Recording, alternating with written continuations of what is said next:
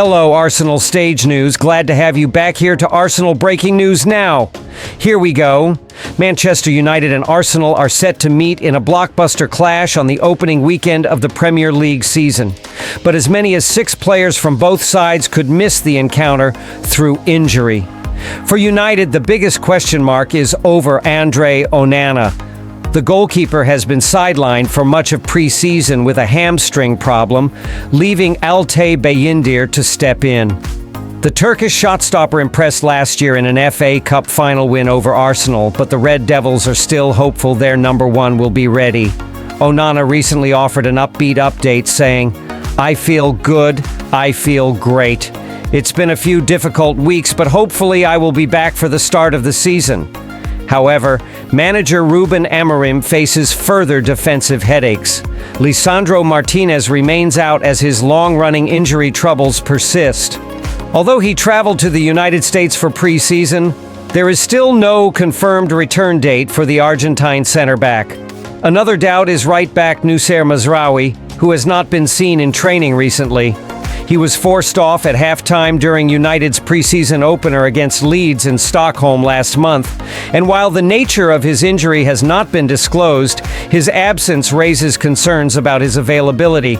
Up front, Joshua Zirkzee is battling to be fit. The Dutch striker, linked with a potential move away from Old Trafford amid United's summer recruitment spree, had been targeting the Arsenal fixture for his return. Whether he makes it remains uncertain. Arsenal also have injury concerns as they prepare for the trip to Old Trafford. Star striker Gabriel Jesus is sidelined with a serious knee injury sustained earlier this year, a blow that influenced the Gunners' move for Victor Gyökeres. The Swedish forward signed from Sporting CP is expected to lead the line on Sunday. Leandro Trossard is another question mark for Mikel Arteta. The Belgian forward missed Arsenal's 3-0 win over Athletic Bilbao in their final preseason match due to a groin issue. Despite his absence, Arteta sounded optimistic. He had a little niggle in the groin, but he should be fine. The fixture holds extra intrigue after the sides drew in this matchup last season, and both will be eager to start their campaigns on a high. United are navigating a defensive injury crisis, while Arsenal integrate big-money summer signings into their squad. With so many fitness doubts, final team selections may hinge on late assessments.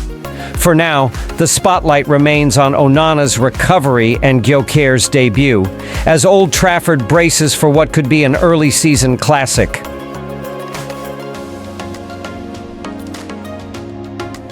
Arsenal target Eberechi Eze outshines Jack Grealish, leaves German critics embarrassed. Eberechi Eze has turned the tables on his doubters, particularly within the German camp, after a rapid rise in both form and reputation has seen him move ahead of Jack Grealish in England's attacking hierarchy. The Crystal Palace talisman, now heavily linked with Arsenal and Tottenham, has become one of the most in-demand players in the Premier League, proving that the skeptics of just a year ago were wrong. The story stretches back to Euro 2024, when then England boss Gareth Southgate made the bold call to include Eze in his tournament squad ahead of Grealish. At the time, Eze was still a developing figure at Selhurst Park, while Grealish was a Champions League winning winger at Manchester City. Many observers, including sources from inside the Germany setup, saw Grealish as the greater threat. Reports suggested German players and staff described Grealish as someone who provokes fear when running at defenders, while regarding Eze as less dangerous and relatively unknown. That perception has aged poorly. Over the past year, Eze has enjoyed a breakthrough, producing consistent match-winning performances for Palace and cementing himself as a genuine international-level attacker. His technical ability, vision, and fearless dribbling have made him a nightmare for defenders. Exactly the sort of qualities that Germany once insisted only Grealish possessed. Now, at 27, Eze finds himself at the center of a high-stakes transfer battle. The Guardian reports that Tottenham have already opened talks with Palace, but the player is believed to favour a move to their North London rivals Arsenal. His £68 million release clause, valid until Friday, gives suitors a short window to act. Meanwhile, Grealish's career trajectory has gone in the opposite direction. The 29-year-old, who has 39 England caps, has not played for his country in almost a year and has been left out of the last 3 international squads. His standing at club level has also diminished. After falling down Pep Guardiola's pecking order at Manchester City, Grealish has now moved to Everton on loan, hoping to revive his form and confidence. Under new City boss Thomas Tuchel, he has yet to make an appearance. The contrast between the two wingers is stark. A year ago, Germany's players were relieved to face Ease instead of Grealish. Today, it's Easy who is the feared, sought-after star, and Grealish who is searching for a way back into the limelight.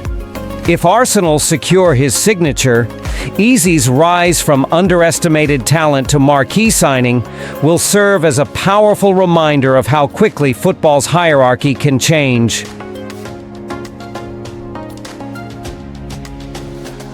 Arsenal transfer news, Easy boost and Rodrigo competition as Gunners eye late window moves.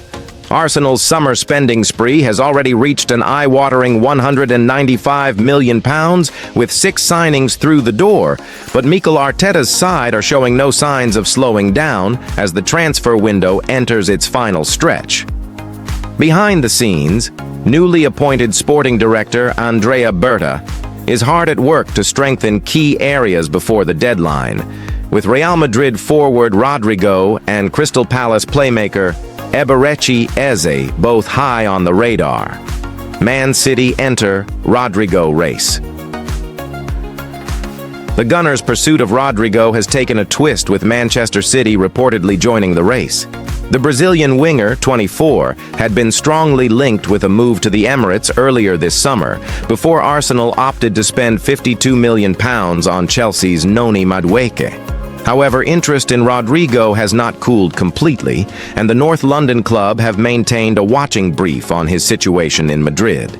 Reports from Italy claim Pep Guardiola is a keen admirer of the forward, and Real Madrid are willing to sell if they receive a bid in the region of €100 million, £86.5 million. With City's financial muscle and Rodrigo's proven pedigree at the highest level, Arsenal may face an uphill battle if they decide to reignite formal talks. Eze's future uncertain. In more positive news for Arsenal, they could have an opening to move for Eberechi Eze after Crystal Palace chairman Steve Parish admitted he is resigned to the possibility of losing the England international before the window closes. Eze's £68 million release clause is set to expire on Friday, meaning potential suitors have a limited window to trigger the clause without negotiations. The 26-year-old has been in excellent form, playing a starring role as Palace stunned Liverpool to win the Community Shield on Sunday. Speaking after the match, Parish acknowledged the realities of the modern transfer market. "Players come and go in football clubs," he said. "Hopefully they're still here, that's what I'd like, but we'll see." Karl Hein attracting interest. Meanwhile, Arsenal goalkeeper Karl Hein could be heading for the exit. The 23-year-old Estonia international, who spent last season on loan at Real Valladolid, is now attracting interest from newly promoted La Liga side Levante.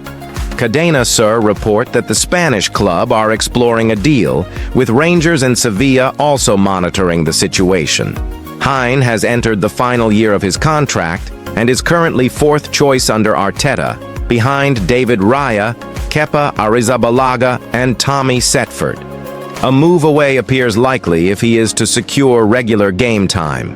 With less than 3 weeks left before the summer window closes, Arsenal's transfer plans remain active, and the pursuit of top-level reinforcements could yet see their spending comfortably exceed the £200 million mark.